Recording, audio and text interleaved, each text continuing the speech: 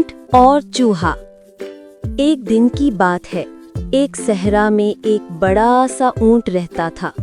वो बहुत ताकतवर और मगरूर था। एक दिन ऊंट के सामने एक छोटा सा चूहा आया। चूहे ने ऊंट से कहा, सलाम ऊंट भाई, क्या मैं तुम्हारा दोस्त बन सकता हूँ? ऊंट जोर से हंसा और बोला, हा हा हा, तुम मेरे जैसे बड़े ऊंट के दोस्त? तुम तो मेरे पाँव के नीचे भी छुप जाओगे। चूहा खामोश हो गया, मगर उसने दिल में सोचा, वक्त सबको बदल देता है।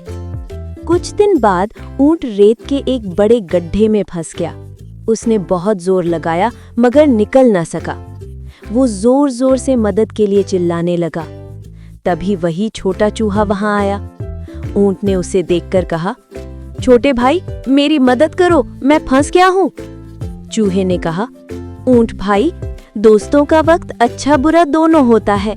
अब मैं तुम्हारी मदद करूंगा। चूहे ने अपने तेज दांतों से ऊंट की रस्सी काट दी। ऊंट आजाद हो गया।